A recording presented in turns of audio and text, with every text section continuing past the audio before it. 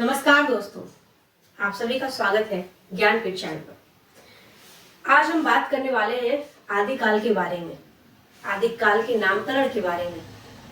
तो आदिकाल का समय आचार्य रामचंद्र शुक्ल जी ने क्या माना है और विभिन्न विद्वानों ने किस तरीके से आदिकाल को अलग अलग नामों से उसे बताया है, आज इस पे हम चर्चा करेंगे। सबसे पहले समझ लेते हैं कि आदिकाल का समय क्या है। तो आदिकाल का समय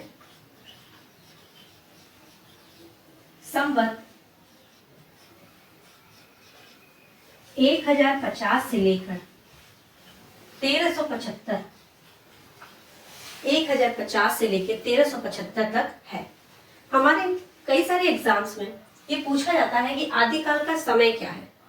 जब वो संवत में पूछा जाए तो आप वहां पे इस ऑप्शन को टिक कर सकते हैं, बता सकते हैं कि 1050 से 1375 तक इसका समय है। अच्छा, अब इसके नामकरण के बारे में हम बात करते हैं।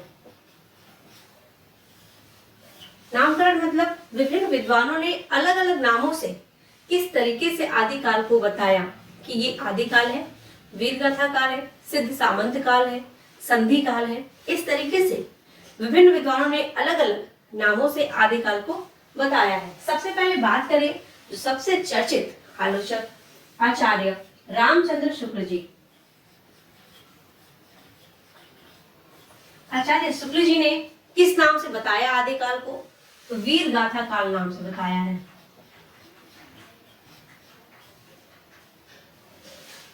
और इसके बाद आचार्य हजारी प्रसाद द्विवेदी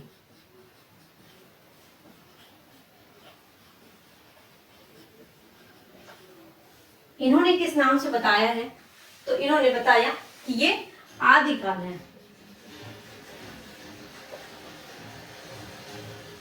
दोस्तों, बहुत ही प्रचलित नाम में एक और भी है, राहुल साकृत्यायन जी का। राहुल साकृत्यायन जी का बात अगर हम करें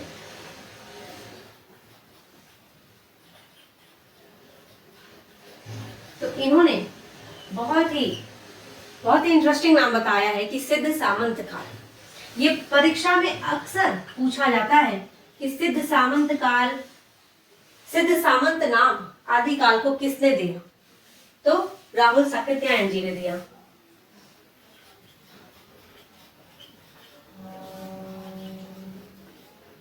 ये तो हो गए 3। इसके बाद है मिश्र बंधु। आपने सुना होगा कि मिश्र बंधु भाई कौन थे? तो ये आपके लिए प्रश्न है कि इसमें 3 भाई थे, कौन कौन से? ये आपके लिए प्रश्न है, आप उसे क्वेश्चन कमेंट में लिख लीजिए कि मिश्र बंधुओं में तीनों भाई के नाम क्या थे। मिश्र बंधु इन्होंने क्या कहा? इन्होंने कहा कि ये प्रारंभिक काल है। इन्होंने क्या कहा? प्रारंभिक काल। तो देखिए, इस तरीके से नामकरण में हमारे आचार्य रामचंद्र शुक्ल जी ने वीरगाथा काल, हजारी प्रसाद द्विवेदी जी ने आदिकाल, राहुल साकृत्यायन जी ने सिद्ध सामंत काल और मिश्र बंधुओं ने प्रारंभिक काल नाम दिया है। ये बहुत ही इंपॉर्टेंट क्वेश्चन इसे पूछे जाते हैं। आप इसे नोट्स के रूप में इसे आप लिखते चलिएगा। इसके बाद अगर हम बात करें तो महावीर प्रसाद द्विवेदी जी,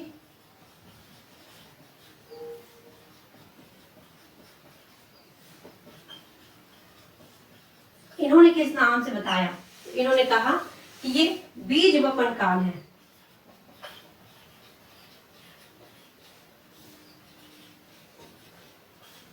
इसके साथ ही जॉर्ज ग्रियर्सन ने इसे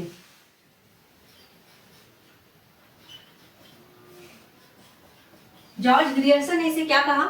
चारण काल से इसे बताया।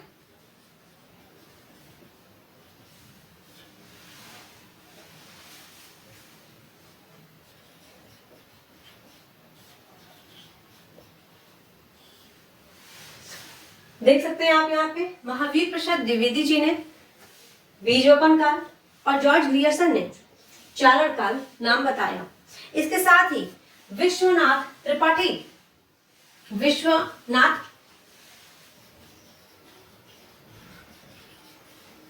आप नाम एक सुने हैं, विश्वनाथ प्रसाद मिश्र जी, त्रिपाठी नहीं, मिश्र जी। इन्होंने किस नाम से बताया है? तो बहुत ही सरल तरीके से इन्होंने बताया कि ये काल जो है वो वीरों का काल था, इसलिए ये वीर काल है। इसके साथ ही एक बहुत ही प्रसिद्ध या चर्चित नाम कहें तो आता है सुमन राजे जी का, जिन्होंने इसका नाम कुछ अलग ही बताया, जो सभी के नामों से काफी अलग था। आधार कार्ड, जैसे किसी चीज का आधार होता है ना, सबसे नीचे का साहित्य, फिर उसके ऊपर ऊपर, वही आधार काल इन्होंने कहा आदिकाल को। तो एक बार फिर से देख लेते हैं। महावीर प्रसाद द्विवेदी जी ने बीजोपन काल कहा, जॉर्ज ग्रियर्सन ने चारण काल कहा, विश्वनाथ प्रसाद मिश्र ने वीर काल कहा और सुमन राजे ने आधार काल कहा।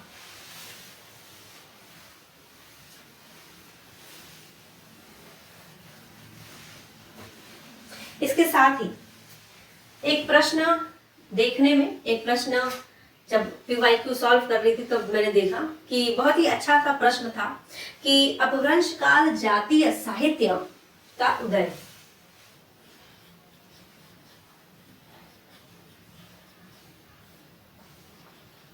अपभ्रंश काल जातीय साहित्य का उदय।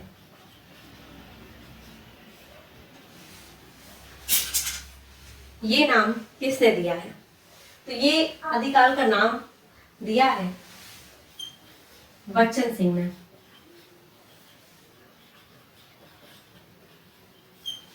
ये बहुत ही नया प्रश्न था, इसलिए मैंने इसे अलग से लिखवाया है। तो आप इसे ध्यान दीजिएगा कि अपभ्रंश काल जातीय साहित्य का उदय, ये नाम दिया बच्चन सिंह जी ने। चलिए अब हम बात करें कि आचार्य रामचंद्र शुक्ल जी ने आदिकाल को किस तरीके से अलग अलग प्रकरण में बांटा है। तो आदिकाल को आचार्य रामचंद्र शुक्ल जी ने 4 प्रकरण में बांधा और बांटा है। 4 प्रकरण वो कौन कौन से हैं? सबसे पहले प्रकरण 1।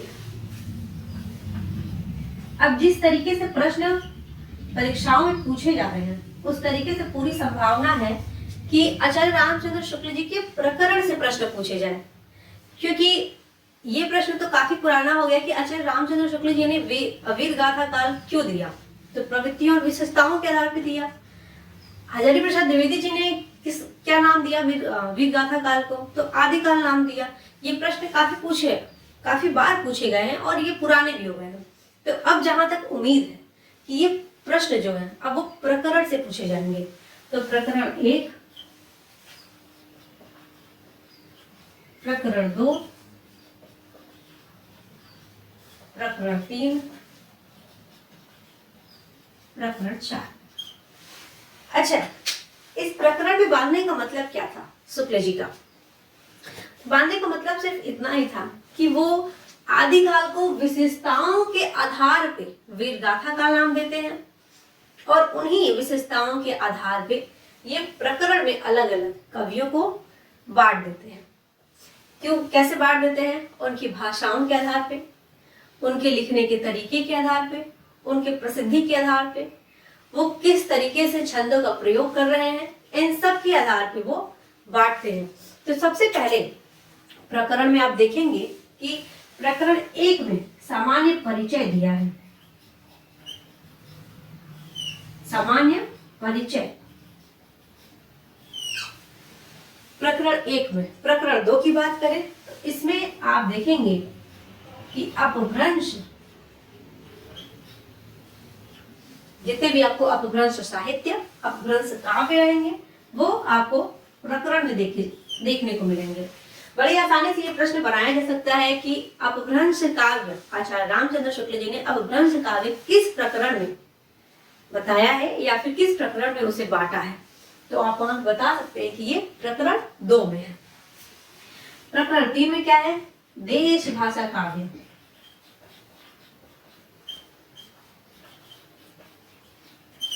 और प्रकरण 4 में फुटकर।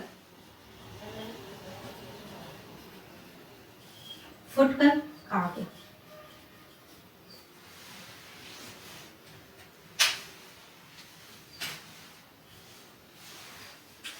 तो इस तरीके से प्रकरण में तो सबसे पहले तो यही प्रश्न उठता है कि आदिकाल को या वीरगाथा काल को आचार्य रामचंद्र शुक्ल जी ने कितने प्रकरण में बांटा है? तो आप यहाँ पे बता सकते हैं कि प्रकरण 4 में बांटा है। अच्छा, फिर अगर ये पूछता है कि देश भाषा काव्य किस प्रकरण में है, तो प्रकरण 3 में है। अगर शुरू से पूछता है कि सामान्य परिचय किस प्रकरण में, तो प्रकरण 1 में है। प्रकरण 2 में अपभ्रंश काव्य, प्रकरण 3 में देश भाषा काव्य और प्रकरण 4 में फुटकर काव्य। इसके साथ ही जब हम आते हैं सामान्य परिचय पे, तो इसमें क्या क्या सामान्य परिचय में शुक्ल जी ने बताया है, उस पर बात कर लेते हैं।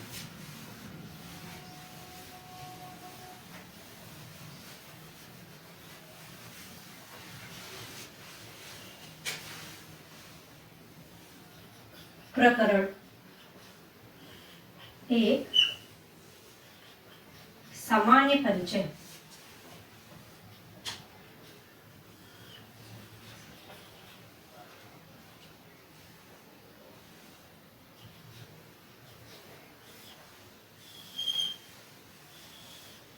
इसमें आप देखेंगे उन्होंने 3 भाषाओं को बताया, पाली, प्राकृत और अपभ्रंश। भाषा कौन कौन सा बताया? सबसे पहला पाली, प्राकृत और अपभ्रंश।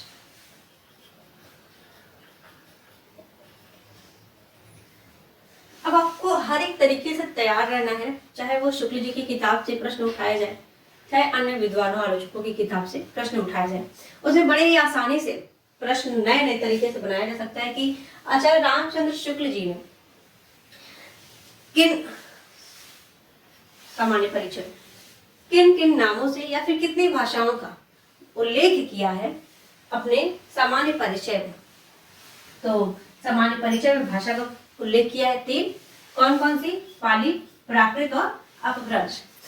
अब इसके बाद एक बहुत ही अच्छा प्रश्न जो बनता है वो है कि प्राकृत की अंतिम अपभ्रंश अवस्था से ही हिंदी का उदय, हिंदी साहित्य का उदय या आविर्भाव हुआ है। आप इसको नोट कर सकते हैं कि प्राकृत के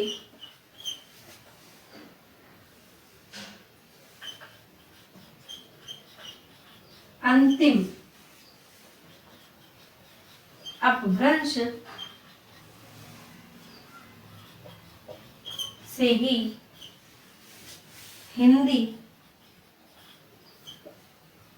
इसको हमेशा ध्यान रखिएगा, हिंदी साहित्य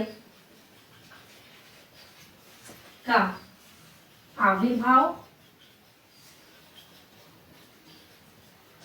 हुआ है। इसके बाद एक और सामान्य परिचय में एक और महत्वपूर्ण बिंदु है कि जैसे गाथा कहने पे प्राकृत का बोध होता था, वैसे ही दोहा या दुहा कहने पे अपभ्रंश प्रचलित काव्य था। तो गाथा कहने पे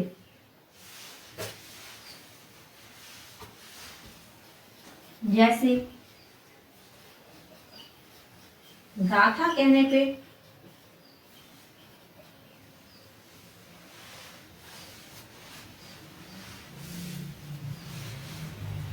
प्राकृत का बोध होता था, वैसे ही दोहा या दुहा कहने पे अपभ्रंश या प्रचलित काव्य था। अपभ्रंश या प्रचलित काव्य था।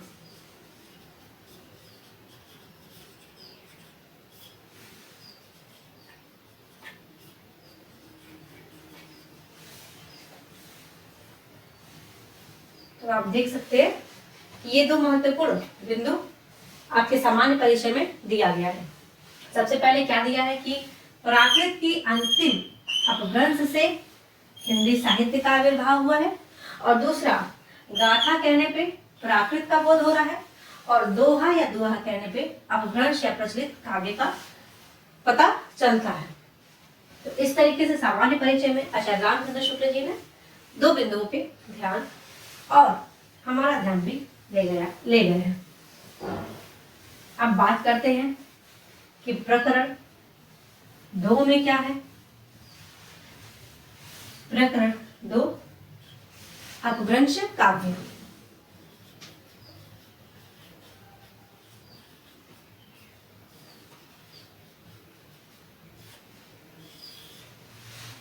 सबसे पहले तो ये जान लेते हैं कि अभी अभी जो हमने पढ़ा कि प्राकृत की अंतिम अवस्था अपभ्रंश से हिंदी का जन्म या हिंदी का आविर्भाव माना जाता है।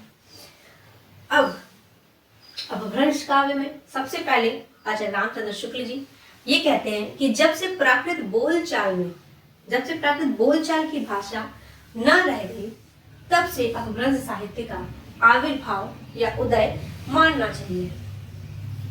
क्या कहते हैं? जब से प्राकृत बोलचाल की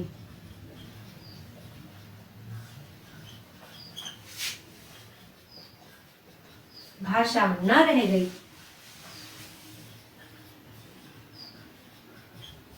तब से अपभ्रंश का आविर्भाव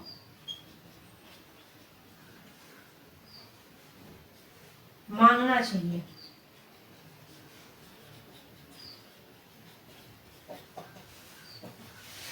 ये कोटेशन भी एग्जाम में आ सकता है कि जब से प्राकृत बोलचाल की भाषा ना रह गई, तब से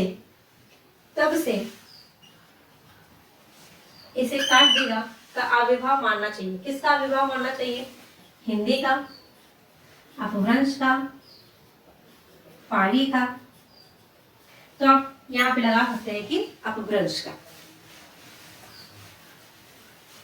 ठीक, तो अपभ्रंश काव्य में सबसे पहले तो इन्होंने कहा कि जब से प्राकृत बोलचाल की भाषा न रह गई, मतलब जब से प्राकृत का प्रयोग नहीं हो रहा था, तभी से अपभ्रंश का आविर्भाव या उदय मानना चाहिए।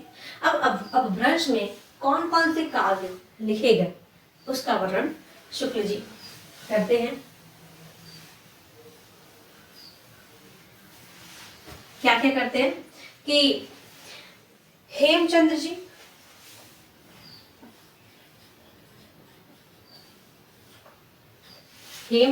का नाम, सोमप्रभ सूरी का नाम,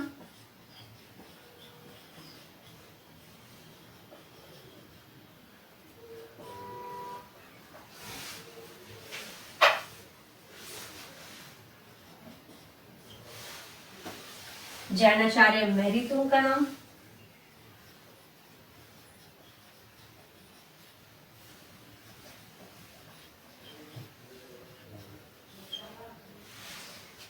हेमचंद्र, सोमप्रभ सूरी, जैनाचार्य मैरीतुंग, और इसके बाद विद्याधर,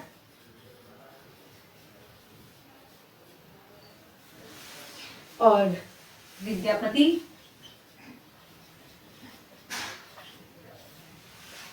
इसके साथ ही सारंगधर,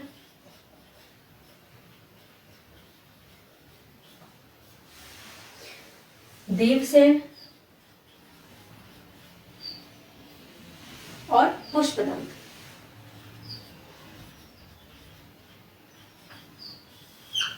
इतने 1 2 3 4 5 6 7 और 8 कवियों का नाम अपभ्रंश काव्य में शुक्ल जी ने लिखा है। किस प्रकरण में? प्रकरण 2 में। अब अगर बात करें हम तो एक बार फिर से नाम देख ले। हेमचंद्र, सोमप्रभ सूरी, जैनाचार्य मैरीतुंग, विद्याधर, विद्यापति, सारंगधर, देवसेन और पुष्पदत्त। अब अगर हम बात करें प्रकरण 3 की, तो प्रकरण 3 में देश भाषा काव्य पर बात किया गया है। प्रकरण 3 देश भाषा काव्य।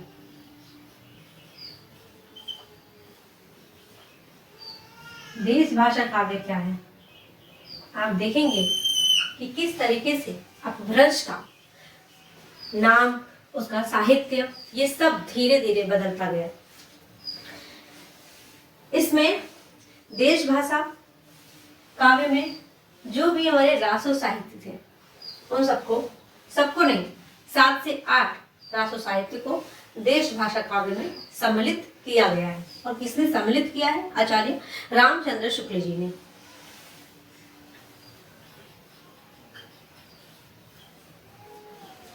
रासो साहित्य, इसमें आप नाम देखेंगे तो खुमान रासो,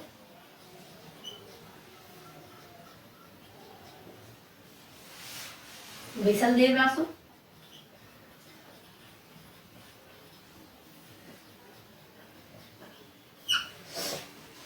और पृथ्वीराज रासो,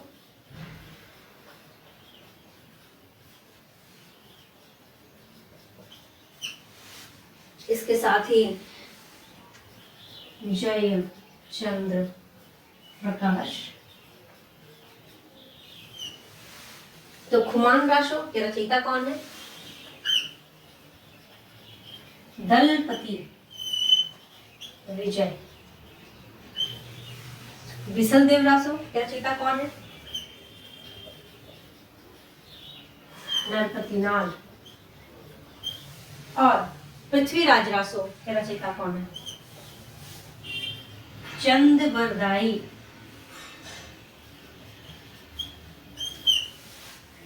इसके साथ ही जय चंद्र प्रकाश भट्ट केदार। इसको याद करने का एक ट्रिक जो है वो है कि खुमान बहुत आता है दल के विजय को। 20 नर थे रासो साहित्य में, पृथ्वी और चंद्रमा। जय चंद्र का प्रकाश भट्ट पर पड़ा। जय चंद्र का प्रकाश भट्ट पर पड़ा। अक्सर परीक्षा में जो परीक्षार्थी बैठते हैं तो उनके ध्यान से उतर जाता है, ध्यान से वो भूल जाते हैं कि खुमान रासो के रचयिता कौन है।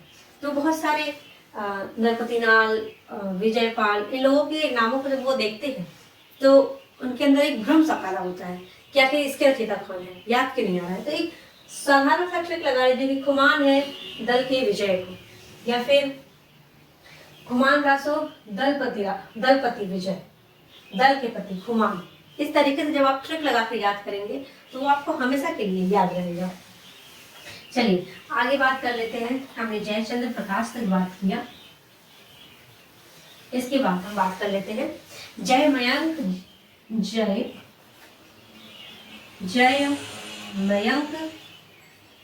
जस चंद्रिका।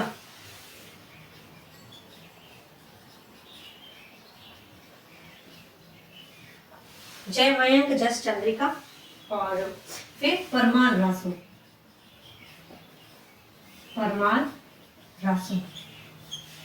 अच्छा, जय मयंक जस चंद्रिका किसकी रचना है? तो ये है मधुकर कवि की। मधुकर कवि, इनका पूरा नाम है मधुकर कवि। परमाल रासो जगनीक।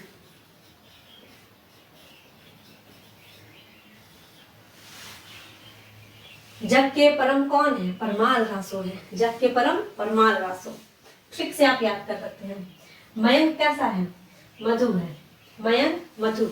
जय मयंक जस चंद्रिका मधुकर कवि। इस तरीके से हम साधारण सा ट्रिक लगाकर इस नाम को आसानी से याद कर सकते हैं। इसके बाद एक और नाम है रण मल्ल छंद।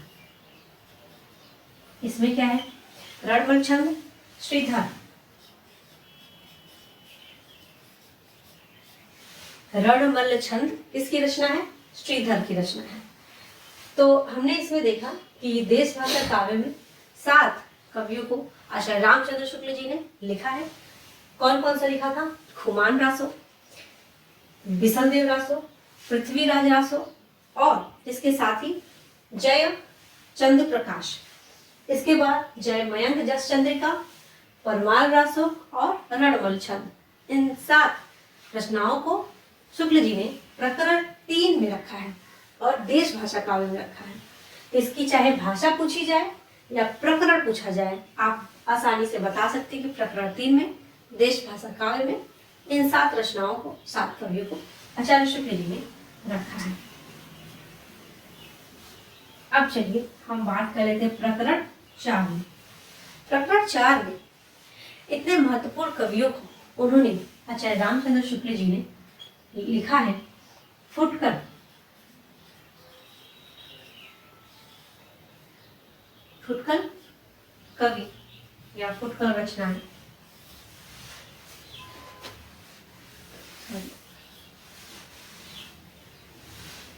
फुटकर रचनाएं, रचनाओं के नाम से लिखा है, कवि नहीं है, रचनाएं।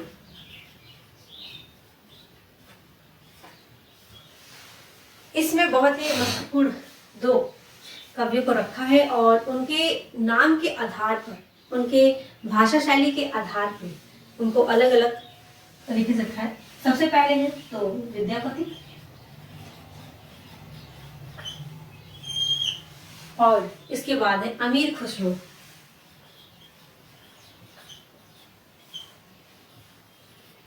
चंद खुसरो का आपने अमीर खुसरो। अब प्रकरण 4 में ही बहुत ही महत्वपूर्ण जो पंक्ति आचार्य शुक्ल जी कहते हैं कि जैसे पुराना चावल ही बड़े आदमियों के खाने योग्य होता है, वैसे ही अपने समय से कुछ पुरानी पड़ी हुई परंपरा के गौरव से युक्त भाषा का व्यवहार या भाषा ही पुस्तक रचने वालों के लिए व्यवहार योग्य होता है। ये पंक्ति पूछा अगर जाएगा कि किस प्रकरण में कहा गया है, तो प्रकरण 4 में कहा गया है। किसने कहा है? शुक्ल जी ने कहा है। अब पुराने चावल जैसे ही आएगा ये पंक्ति आप बता सकते हैं ये आचार्य शुक्ल जी का कथन है। अच्छा, विद्यापति और अमीर खुसरो इन दोनों लोगों को प्रकरण 4 में क्यों रखा है, प्रकरण 3 में क्यों नहीं रखा है? तो आप वहां बता सकते हैं कि भाषा के आधार पर विद्यापति एक और बात कहते हैं शुक्ल जी कि विद्यापति के काव्य में पूर्वीपन का हमें भास होता है या पूर्वी भाषा का प्रयोग दिखाई देता है और अमीर खुसरो में पश्चिमी भाषा का प्रयोग दिखाई देता है। तो पूर्वी भाषा और पश्चिमी भाषा अलग अलग 2 भाषाओं का आप देखेंगे प्रयोग दिखेगा।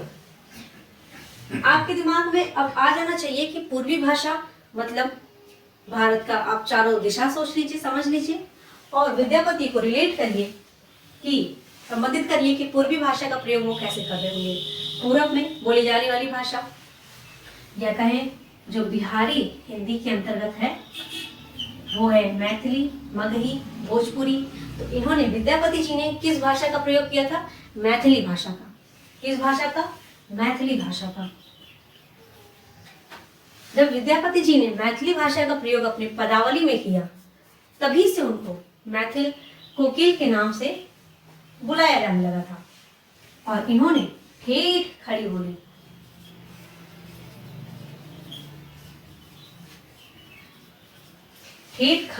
बोली और ब्रज भाषा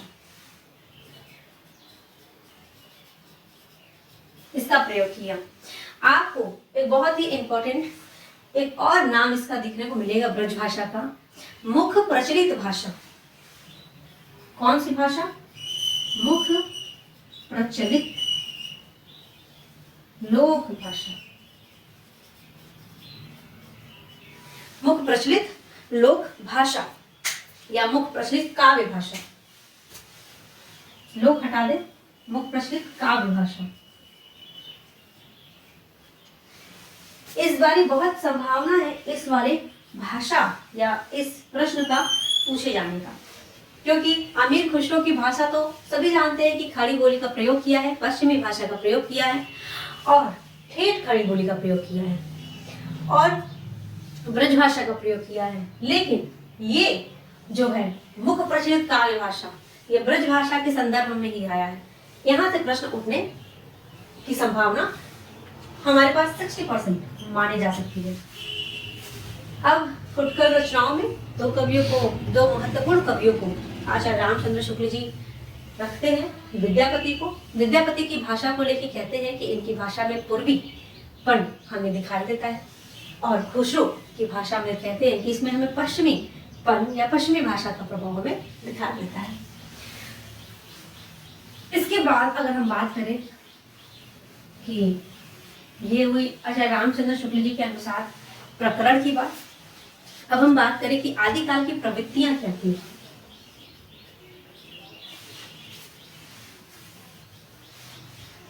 या विशेषताएं क्या क्या थी।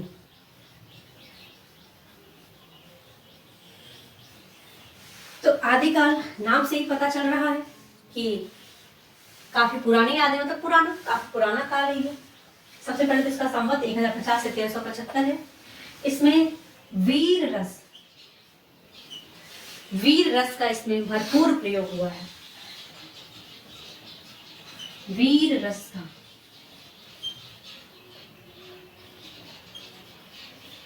प्रचुर प्रयोग, वीर रस का प्रचुर प्रयोग, आश्रयदाताओं की प्रशंसा,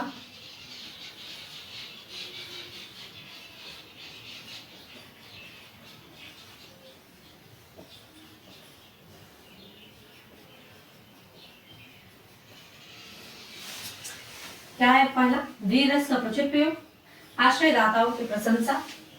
तीसरा है कि वीर गाथा काल में या आदि काल में जो भी युद्धों का जो भी कवि वर्णन करते थे, जैसे आप परमार रासों में देखिए, विसल देव रासों में कुमार रासों में, इन रासों में जब आप पढ़ेंगे तो उसमें देखेंगे कि युद्धों का सजीव चित्रण है।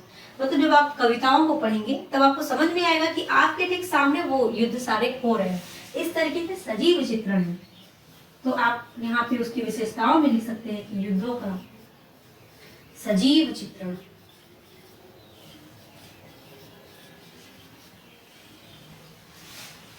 वीर रस का प्रयोग, आश्रयदाताओं की प्रशंसा, युद्धों का सजीव चित्रण और इसके साथ ही है कल्पना की प्रचुरता।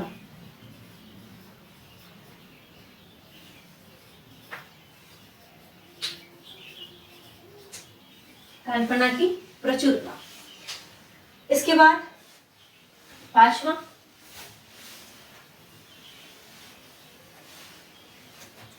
रासो साहित्य की परंपरा, रासो साहित्य की परंपरा।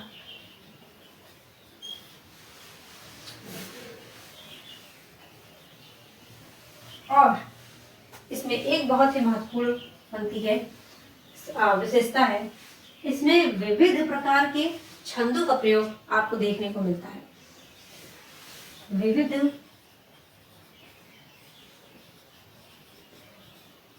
प्रकार के छंदों का प्रयोग आप देखेंगे कि जब आप पृथ्वीराज रासो पढ़ेंगे तो उसमें 69 सर 69 सर हैं और 68 छंद का प्रयोग इसमें आपको देखने को मिलेगा। तो अभी तो हम 4 से 5 ही छंद तक पहुंचते हैं या फिर बहुत पढ़ते हैं तो 8-10 छंद ही पढ़ते हैं।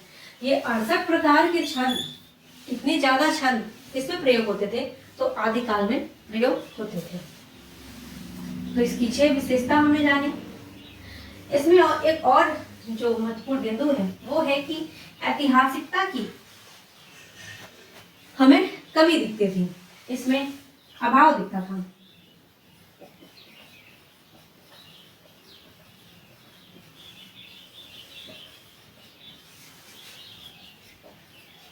ऐतिहासिकता का अभाव होता था। और दो प्रकार की शैली का प्रयोग था। कौन कौन सी शैली थी वो? पहली शैली तो थी डिंगल शैली और पिंगल शैली।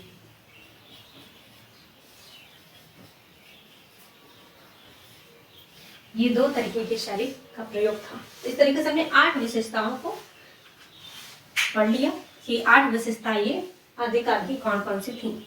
सबसे पहले कि युद्धों का सजीव चित्रण था, वीर रस का प्रयोग था, और इसके बाद था कि कल्पना की प्रचुरता है, ऐतिहासिकता का अभाव है, कई प्रकार के छंदों का प्रयोग है, जिसमें से कि मैंने बताया पृथ्वीराज रासो में 68 प्रकार के छंद का प्रयोग हुआ, डिंगल और पिंगल शैली का प्रयोग है, रासो साहित्य की परंपरा शुरू होती है यहाँ से।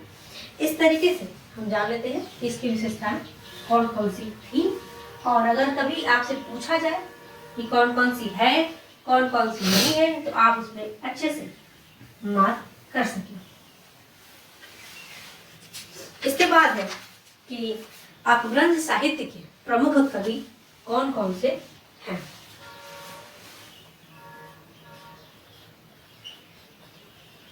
अपभ्रंश साहित्य के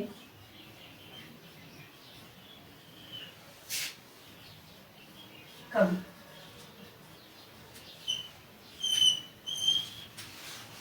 तो इसमें जो सबसे पहले नाम आ जाता है वो आता है जोइंदू का।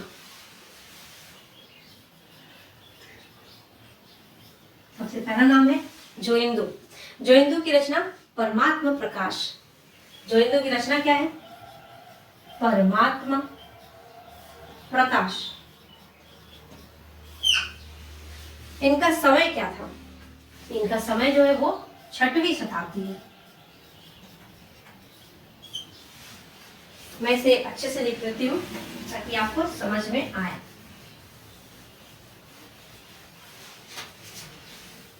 कवि, रचना और समय। हमने पढ़ा था जोइंदू को, इनकी रचना परमात्मा प्रकाश,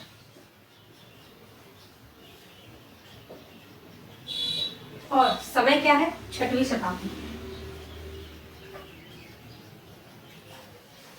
दूसरा स्वयंभू। इनकी रचना कौन कौन सी है? पहली ऋट्ठणीमी चरी।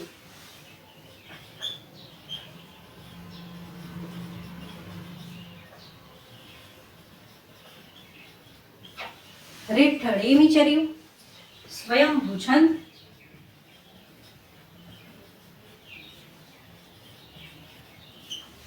और इसके साथ ही पौंचरो।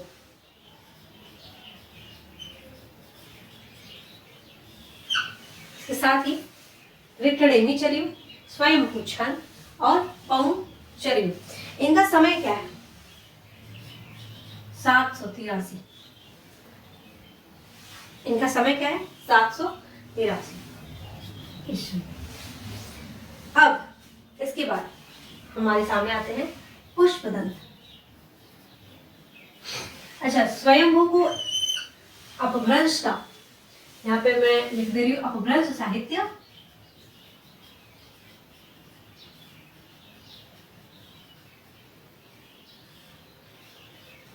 अपभ्रंश साहित्य में स्वयंभू को अपभ्रंश का वाल्मीकि कहा जाता है। क्यों? क्योंकि उन्होंने पौंचरो नाम से जो रचना की है उसके आधार पर इनको अपभ्रंश का वाल्मीकि कहा जाता है। अगला पढ़ लेते हैं पुष्पदंत। पुष्पदंत की रचना है आदि पुराण।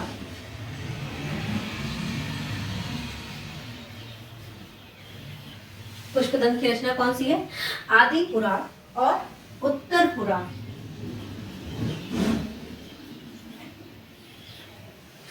इनका समय का अगर बात करें तो इनका समय है 10वीं सदी।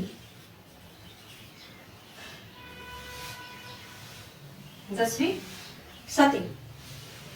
इसके बाद एक और नाम आता है मुनि राम सिंह। मुनि राम सिंह,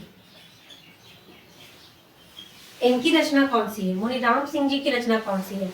पाहुड़ दोहा।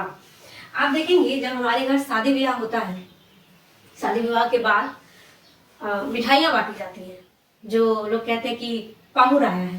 तो जब मुनीराम सिंह जी की पुस्तकों का, उनकी कविताओं का जब आप अध्ययन करेंगे तो वो आपको पाहुड़ के समान ही लगेगा।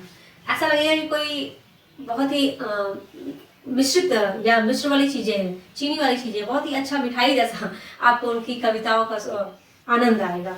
इसीलिए उनकी रचनाओं को पाहुड़ दोहा कहा गया है। पाहुड़ दोहा, ठीक है। अच्छा, मुनीराम सिंह जी का समय क्या है? तो इनका समय है 1000 ईस्वी। इसके बाद हम बात कर लेते हैं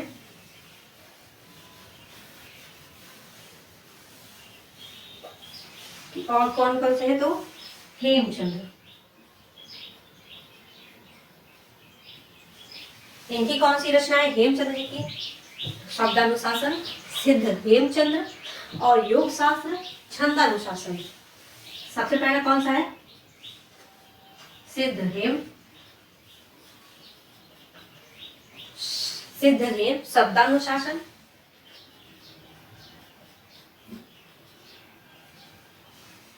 और योग शास्त्र,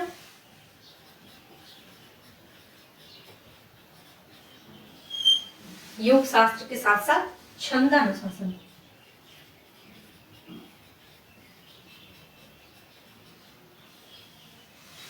इनका समय क्या है?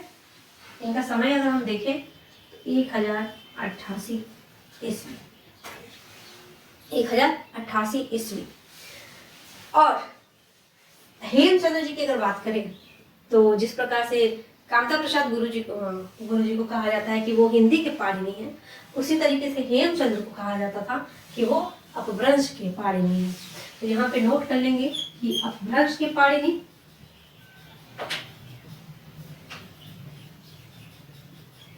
अपभ्रंश के पाणिनि कौन है? तो हेमचंद्र। यहाँ पे इनकी 4 रचनाएं हैं, समय 1088 ईस्वी। इसके बाद है जैनाचार्य मेरीतो, प्रबंध चिंतामणि,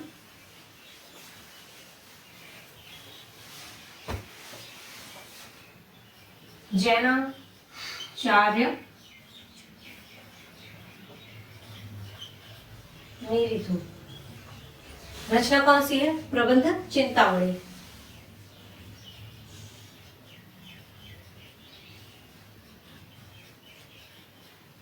चिंतामणि का नाम सुन के आपको तो मन में आ ही गया होगा कि किसकी रचना है, कितने भागों में है, कब कब प्रकाशित हुआ।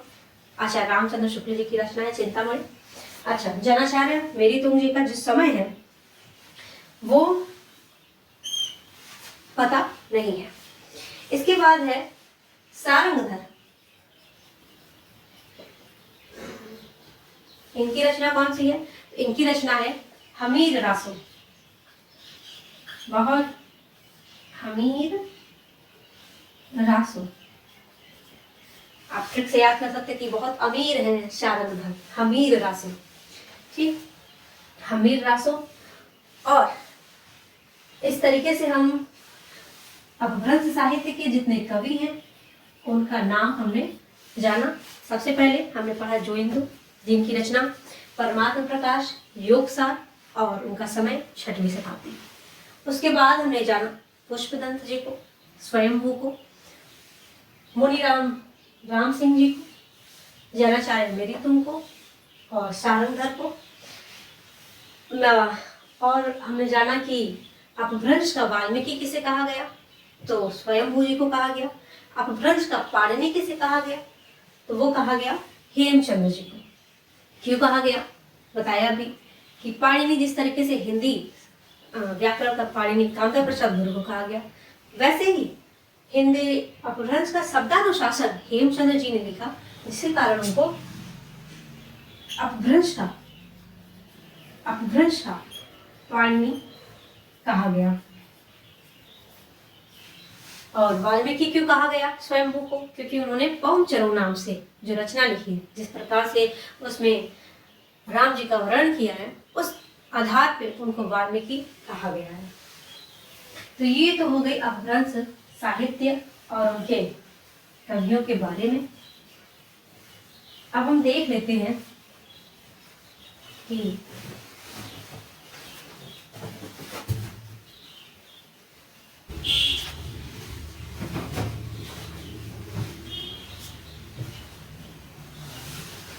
इसके आगे हम सिद्ध सामंत, सिद्ध और रासो,